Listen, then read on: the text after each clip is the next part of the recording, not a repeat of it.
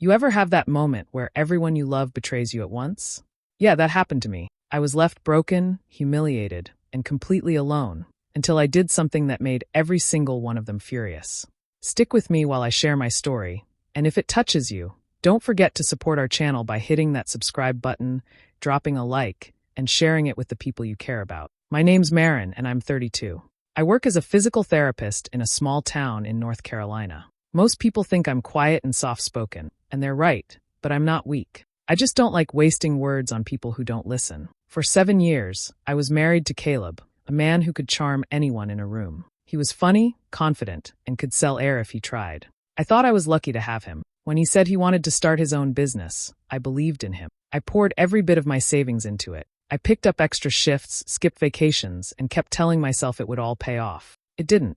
The business failed within a year. We were left with bills, stress, and silence. I thought we'd work through it, until I found out why Caleb had been staying late at the office. The night I found the truth is still burned in my memory. I came home early with takeout, hoping to cheer him up. His car wasn't in the driveway, but my sister Jess's was. I didn't think much of it. She and Caleb had always gotten along. But when I walked inside, the laughter stopped. The way Jessa came out of the bedroom, wearing my husband's t-shirt, told me everything. Caleb didn't even try to lie. He just looked at me and said, "You don't make me feel alive anymore, man." And Jessa, my own sister, stood there, arms crossed, like I was the problem. When I told my parents, Linda and Roy, I expected comfort. Instead, they sighed and told me not to make a scene. My mom actually said, "Maybe if you smiled more, he wouldn't have wandered." My dad said I was too emotional, that Jessa didn't mean to hurt me. They treated it like a bad misunderstanding instead of a betrayal. Within a week, Caleb and Jessa were together publicly. My parents invited them over for Sunday dinner like nothing had happened. I was the one left out. My savings were gone, my marriage destroyed, and my family gone cold. I had to leave our home because it was under Caleb's name. For the first time in my life, I had nothing. No house, no partner, no support. Just a few boxes, my old car, and my job. But standing in that empty parking lot, tears dried on my face, I made myself a promise. "They took everything from me," I whispered, "so I'll build something they can't touch." And I meant it. The first place Marin found wasn't much. Just a tiny one-bedroom apartment above a closed-down laundromat. The floor creaked when she walked, and the pipes groaned louder than the traffic outside. But it was hers for now. Month to month, no questions asked, no one to tell her what she could or couldn't do. She unpacked her few boxes in silence.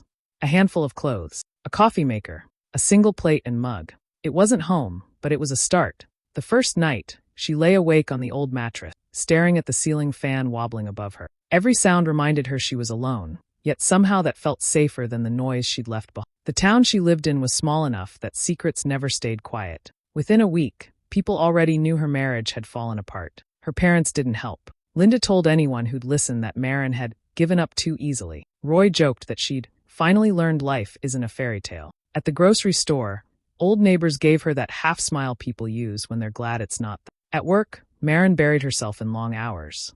Her patients noticed her tired eyes but said nothing. She didn't talk about her personal life. She just showed up, did her job, and every evening she'd grab takeout, park by the river, and eat in her car. It became her quiet space, the only place that didn't remind her of everything she'd lost. Then one afternoon she saw them, Caleb and Jessa, walking hand in hand downtown like they owned the world. They were laughing, sharing an ice cream cone, completely at ease. For a second, Marin froze behind the steering wheel. She felt heat rush to her face, not from love or hate, just disbelief at how easily they moved on. She started her car and drove off before they could see her. Back in her apartment, she threw herself into work even harder. Extra shifts, weekend hours, anything that would keep her busy and add to her paycheck. She stopped buying coffee, canceled her streaming subscriptions, and sold the jewelry she never wore. Every dollar went into a plain envelope tucked inside a cereal box at the back of her cupboard. No one knew about it. Not her co-workers, not her landlord, not even her closest friend from work.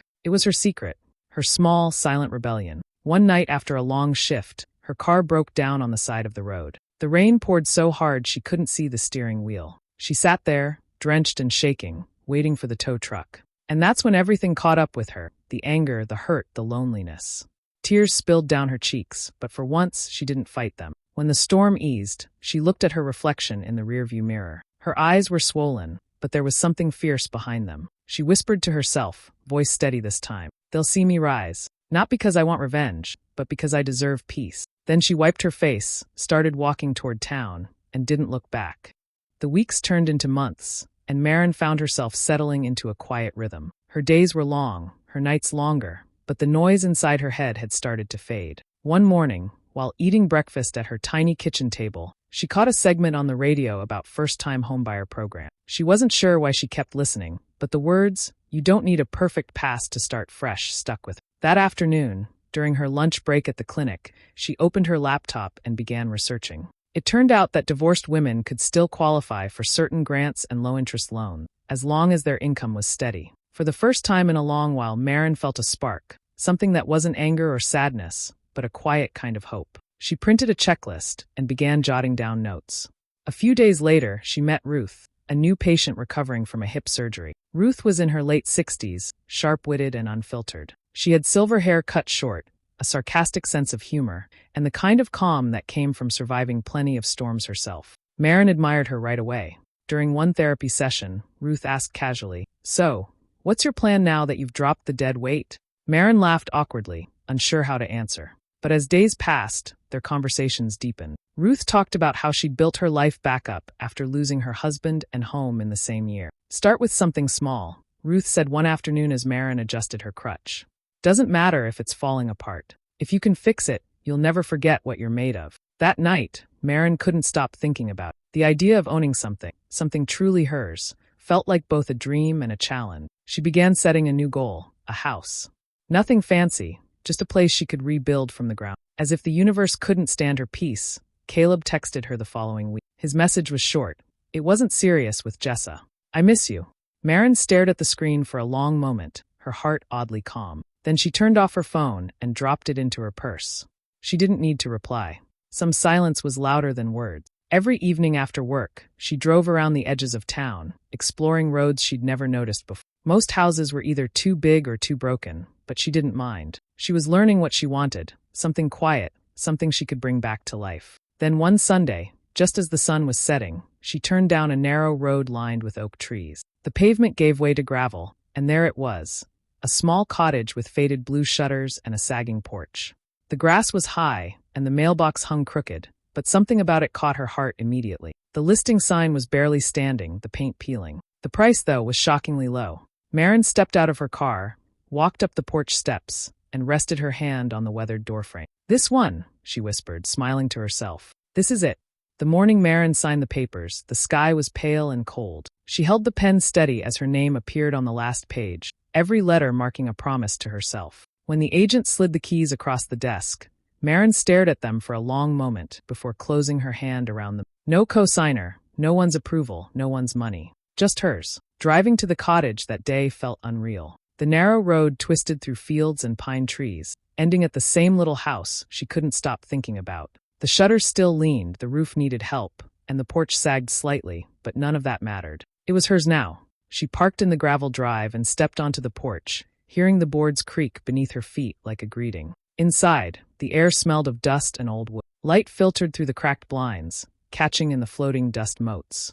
Maren ran her hand along the wall, rough and cold under her palm. "We'll fix this," she whispered. Her first night there was quiet. She spread a blanket on the floor, ate a sandwich, and listened to the wind against the windows. It wasn't comfortable, but it was peaceful. She woke with the sunrise and started working. The days that followed were full of sweat and noise. She sanded the uneven floors until her arms trembled. She watched tutorials on her phone, pausing and rewinding until she figured out how to repair the leaky faucet and replace the cabinet hinges. The first time she managed to get the bathroom light working again, she laughed out loud, an honest, unguarded laugh that startled her. Week after week, she painted every wall, patched every hole, and planted small flower beds along the front steps.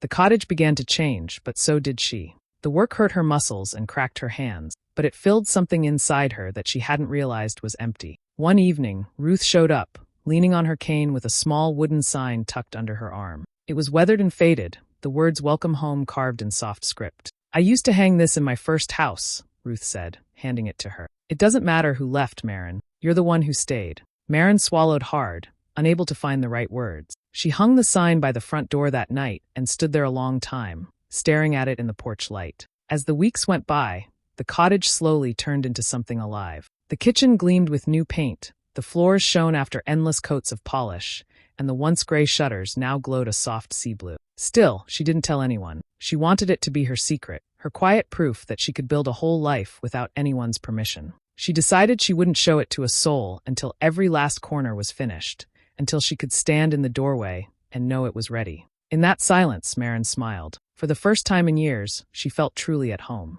The call came on a quiet Tuesday morning. Maren was finishing her coffee before heading to the clinic when her phone buzzed. The name on the screen made her stomach tighten. She hesitated before answering, already bracing herself. "Maren," Linda's voice began, soft but strained. "I wanted to ask you something important." Maren kept her tone even. "What's going on?" "It's about your sister and Caleb," her mother said quickly, as if rushing through the words. "They're in a tough spot. Their apartment lease is ending soon, and they just need a place to stay for a few weeks. You've got that little rental, don't you?" Maren stared at the chipped counter in front of her, letting the question hang in the air. "Still renting, Mom," she said casually. "No space for anyone." Linda sighed, the kind of sigh that came wrapped in judgment. "You're really going to hold a grudge forever? They've been through a lot too, you know." "I'm sure they'll figure it out," Maren replied. "They always do." She ended the call before her mother could add anything else. The rest of the day, she tried to shake off the conversation, but it clung to her like damp air. The next morning, she caught herself sanding the same piece of trim in her living room for 10 minutes without realizing. The cottage was nearly finished now, warm, bright, and full of small details that made it feel alive. No one in her family knew a thing about it, and that was exactly how she wanted it. By Friday, her peace was interrupted again. She stepped out of a patient's room at the clinic to find Linda and Roy standing by the reception desk. Both wore their practiced smiles, the kind that never reached their eyes. "Sweetheart," her father said, spreading his arms as if this was a friendly surprise visit. "We were just in the area and thought we'd stop by." Maren folded her arms. "At my job." Linda stepped closer, lowering her voice. "We just want you to stop being so cold. Family forgives, Maren. You can't hold on to anger forever." She felt every pair of eyes in the lobby on them. "This isn't the place for this," she said quietly. Her mother pressed on. "Your sister feels terrible." "No, she doesn't," Maren interrupted. "And I don't either. Now please, I'm working." Roy's jaw tightened. "You've changed," he muttered. Maren met his eyes. "That's the point."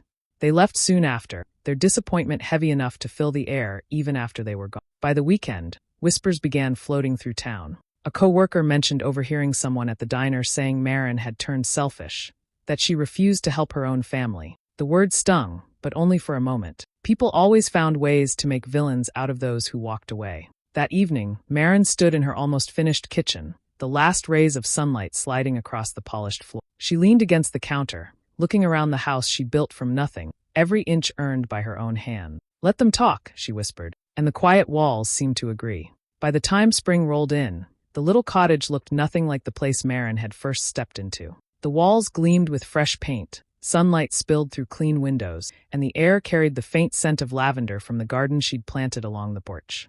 Every inch of the home held a story of her effort. Every nail, every brushstroke, every repaired board a quiet victory. Ruth stopped by one afternoon to admire the finished work. She moved slowly through the rooms, her cane tapping lightly against the floor. "You've done something special here, Maren," she said, smiling. "It feels alive again." Maren smiled back, proud but calm. "I was thinking," she said softly, "maybe I should invite a few people over. Just something small." Ruth nodded. "You should. Let people see what you've built." That night, Maren planned a simple dinner. She wrote out a short list, 2 co-workers from the clinic and Ruth. That was it. She wanted laughter in the house, not gossip. The idea of sharing her space with people who cared felt right for the first time in a long while. The following week, while eating lunch at work, Maren mentioned her dinner plans to a co-worker. By the end of the day, the news had somehow drifted beyond the clinic wall. In small towns, words had wings. 2 days before the dinner, her phone buzzed with a message that made her breath still. It was from Jessa. "Did someone actually invite you to something?" The text read, followed by a laughing emoji. Maren stared at it for a few seconds, then typed back 2 words. "You'll see." She didn't bother saying more. There was no point. When the evening of the dinner arrived, the sun dipped low, and the porch lights cast a golden glow across the yard. The table inside was set with simple dishes and fresh flowers from her garden. Maren wore a soft blue dress that matched the shutters, her hair loose for once. Her guests arrived right on time, Ruth with a pie, her co-workers with a bottle of wine. The house filled with quiet chatter and warm light. For the first time, Maren felt completely at ease, like everything had fallen into place. Then headlights flashed across the windows. A car door slammed, then another. Marin turned toward the sound, a strange calm already forming in her chest. When she opened the door, her mother stood there, followed by her father, and behind them, Jessa and Caleb. Linda's smile faltered as her eyes swept over the house. "We thought we'd stop by," she said. "You're hosting something, right?" Caleb looked around, his brow furrowed. "Wait, this is your place?" Marin stepped aside, letting the light from inside spill onto the porch. "Yeah," she said simply. "Welcome." For a moment, no one spoke. Her parents' eyes darted around the spotless entryway. Jessa's mouth opened, then closed again. Caleb's face tightened, caught somewhere between disbelief and embarrassment. Inside, laughter from the dinner table drifted out through the open door. Marin smiled politely and added, "Make yourselves comfortable, if you can." Marin held the door open, her expression steady. The night air drifted in behind her family, carrying the faint smell of rain and honeysuckle. Her guests inside had gone quiet, unsure what to make of the unexpected arrival. Ruth glanced toward Marin, reading the situation instantly, then turned back to her plate, pretending not to notice. "Come in," Marin said smoothly, as though she'd been expecting them all along. "We were just about to serve dessert." Her parents hesitated at the doorway. Jessa stepped past them first, eyes scanning the bright kitchen and polished wood floors. She let out a short laugh. "You bought this?" she said, her voice rising with disbelief. "Seriously, how?" Marin walked to the counter, slicing the pie Ruth had brought earlier. "Hard work," she said simply, "and a little patience." She set the dessert on the table, as though the question hadn't stung. Roy moved closer to the wall, running his hand along the smooth trim. "You did all this yourself?" "Pretty much," she answered. "Nights, weekends, whenever I had time." Linda crossed her arms, her eyes darting from the spotless counters to the freshly painted cabinets. "I didn't think you could handle something like this on your own," she said quietly. Marin smiled faintly, her tone even. "I didn't think so either, until I tried." The air in the room felt heavy. Her co-workers shifted uncomfortably, but Ruth gave Marin a small nod, a silent sign of pride. Caleb stood near the doorway, his hands in his pockets. He looked around with a crooked grin. "Guess you got lucky," he muttered. "Not everyone bounces back this fast." Marin turned to face him, her voice calm but firm. "No, Caleb. I just stopped waiting for someone to save me." The words landed like a quiet strike. Jessa's jaw tightened, and Linda's lips pressed into a thin line. No one spoke for several seconds. Only the ticking clock filled the silence.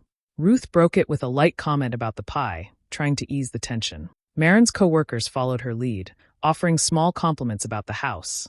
The color of the walls, the cozy atmosphere, the garden they'd glimpsed outside. "Everything feels so peaceful here," one of them said. "It is," Marin replied. "It's the first place I've ever felt completely at home." Jessa gave a short laugh that didn't sound real. "Must be nice," she said, brushing her hair off her shoulder. Marin didn't answer. She poured coffee for her guests, moving through the kitchen with quiet confidence. The warmth from the lights glowed across the room, but her family stood apart, uneasy and restless. Roy cleared his throat. "You could have told us you were buying a place," he said. Marin looked at him with a polite smile. "I could have," she said, "but I wanted to finish it first." The calmness in her voice only deepened their discomfort. Jessa picked at her nails. Caleb avoided eye contact. Linda's gaze stayed fixed on the table. The laughter of Marin's guests filled the space again, easy and genuine. Her family stayed silent, shadows against the light of the home she'd built on her own. The night wound down slowly. Marin's co-workers thanked her for dinner, complimenting the pie, the flowers, the cozy lighting. Ruth hugged her tightly at the door, whispering, "You did good, kid." Once their cars disappeared down the road, the quiet settled back into the house like a blanket. Her family didn't move. They lingered near the table, eyes darting around as if the walls themselves made them uncomfortable. Marin began clearing dishes, hoping they'd take the hint, but Linda's voice cut through the silence. "So," she said, arms folded, "was all this really necessary?" Marin looked up. "What do you mean?" Linda gestured toward the kitchen, the walls, the neatly set table. "Hosting a dinner, showing off this place. It feels like you're rubbing it in our faces." Marin set down a plate. "I invited friends for a meal, Mom. You weren't even on the guest list." Roy's tone turned sharp. "Watch it, young lady. We're still your parents." "I know who you are," she said calmly. "That's why I kept things quiet." Roy stepped forward, frowning. "How did you even afford this? Houses don't buy themselves. You didn't use family money, did you?" Marin blinked slowly, the calm never leaving her face. "Family money?" she repeated. "You mean the money I never had access to?"